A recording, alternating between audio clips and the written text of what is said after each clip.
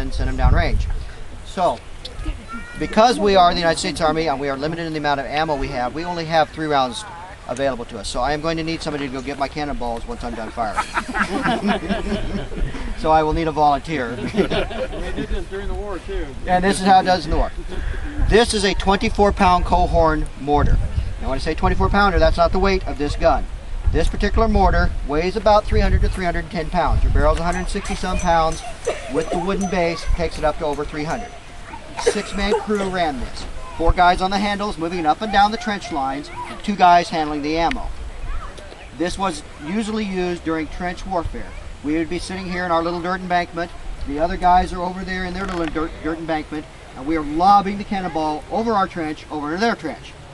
If I'm an experienced gunner, I kind of know the distance to their trench, the time of flight that I need and everything, so they will land in there and go boom around them at the right time so they don't get out of the way.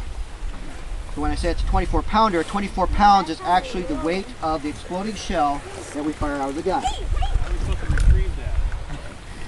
Well, we're going to use a dud today. Yeah, this has an inert sand mixture in it. It's quite again, like I said, they like when I put small divots out there, not big divots. So,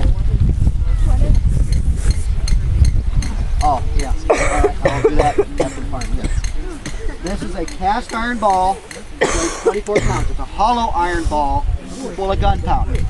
On the end here is a paper fuse.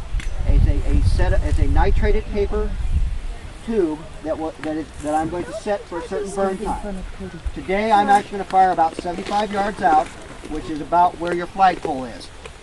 Being an experienced gunner, I know that I'm going to have about 4 seconds of time in the air before that shell hits the ground. So I'm going to set my fuse for about a burn time of about 4 seconds if I was shooting live.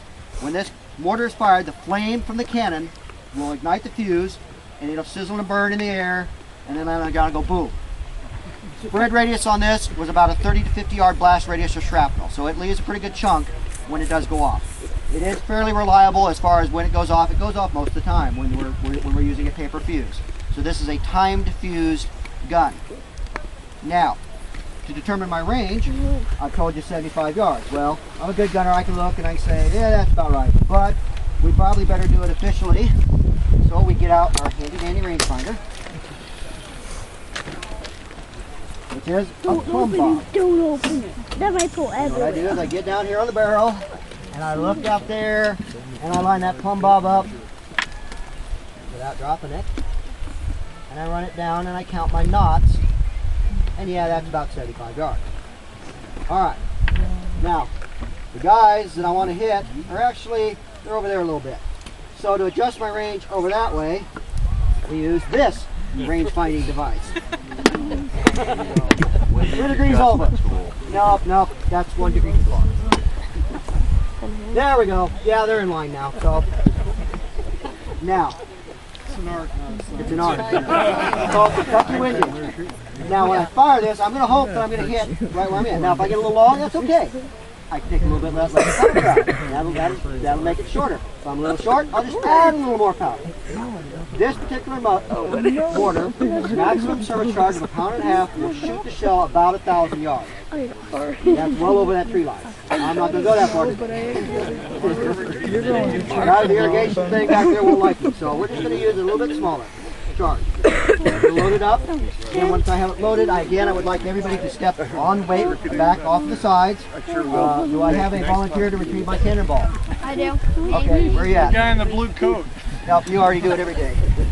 You're lucky there's public So, standing right. yeah.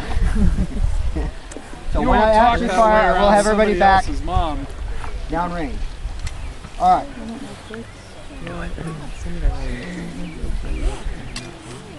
don't know where all your stuff is. Is it in the bag? It's in the back. Now, Everybody, you gotta go back. now You gotta nobody go is back. smoking right now, right? Stay away.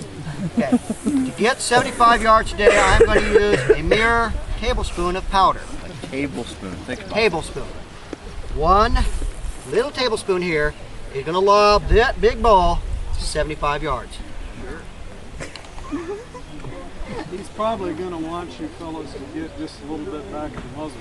Yeah. Yes, and while I'm actually doing the dangerous part of this, Yes, we're willing to risk Phil's hand for your entertainment. That's right. For your entertainment value, we go to no No there is small no measure. length we won't go to. That's All right. okay. He has another one. That's okay. Yes, I have two. Now, this is a smooth bore gun. It's smooth on the inside. That's a round ball. If I don't put something on top of that powder before I fire it, the powder is going to go poof. The ball is going to roll out. It's going to be lit, and then I got to train a whole bunch of new guys. Army doesn't like it when I do that. So I'm going to use a spacer, what they call a grommet. Now back then, the grommet was made of hemp, not the kind you smoke, the kind they made rope out of. It was a hemp, a bundle of rope covered in wax to make it waterproof. Today I'm just going to use a little bit of good old potting foam here. It burns up Or it's potting foam. and is completely legal Is it biodegradable? and biodegradable. Now, once I got that in there, I need to make sure that it's down in there. So I'm going to use the multi-purpose range finding tool to seat my rope grommet in the bottom of that barrel. This is completely safe. Completely safe. Don't try this at home. All you We are kids semi-trained professionals. Or semi-professionally derailed? All right, my grommet is seated. I am now ready to have a cannonball inserted. Drum roll, maestro. You will notice he is also putting it in fuse end up. He puts it in fuse end upside down. Again, I got problems. That's what happened last week, isn't it, sir? Yes, yeah. That's why he's new here. Yes. All right, the gun is now loaded. To fire this gun, I am going to be using a friction primer. Get one out here. The Union Army used these pretty much exclusively. This is a small metal tube full of fine grade gunpowder. This end is sealed with beeswax to make it waterproof. Inside the painted end here is what's on the end of a match, fulminated mercury.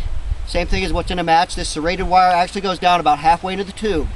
I'm going to hook a lanyard or cord to this wire, pull the cord, the match is going to strike, light the fine powder here, light the powder that's in the barrel, and it's going to go boom, and the ball's going to go downrange.